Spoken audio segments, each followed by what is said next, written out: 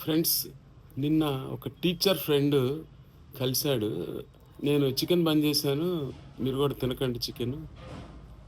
Bird flu ఉంది కదా! అనని చెప్తే నాకు కొంచెం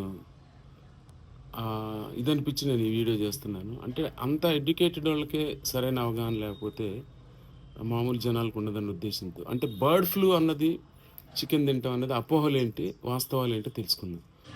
మొట్టమొదటి అపోహ ఏందంటే బర్డ్ ఫ్లూ సోకితే ఆ బర్డ్స్‌ని మనం తింటే బర్డ్ ఫ్లూ మనుషులకు గూడా వస్తదన్నది. ఇది అపోహ.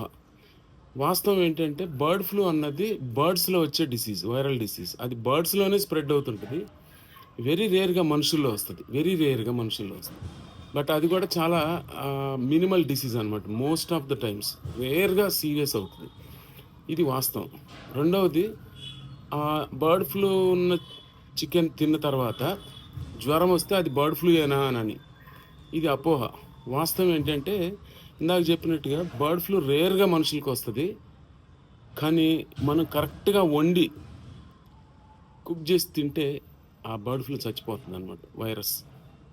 సో, మూడోదేంటంటే ఆహ్, ఎక్కువగా ఇప్పుడు ప్రచారం అవుతున్నది చికెన్ గాని, గుడ్లు గాని తినొద్దు. పూర్తిగా మానేయండని. ఇది అపోహ. వాస్తవం ఏంటంటే, చికెన్ గాని, గుడ్లు గాని 70 డిగ్రీస్ నుంచి 100 డిగ్రీ సెంటిగ్రేడ్ దాకా వేడి చేస్తే ఆ వైరస్ చచ్చిపోతది. మనం తినేయొచ్చు.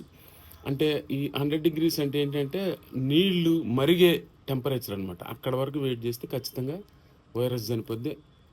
తినొచ్చు. ఇది వాస్తవం. అయితే చికెన్ కట్ చేసిన, ప్రిపేర్ చేసిన తర్వాత చేతులు కడుక్కోవాలి మనం. ఎందుకంటే చికెన్ బాయిల్ చేస్తాం గానీ, మనం చేతులు చేసుకోం గదా! అందుకనే సోప్‌తో నీట్‌గా ఒకటికి 2 సార్లు కడుక్కుంటే వైరస్ చచ్చిపోద్ది. సో, ఇది వాస్తవం. కాబట్టి మనం చికెన్, ఎగ్స్ తినొచ్చు.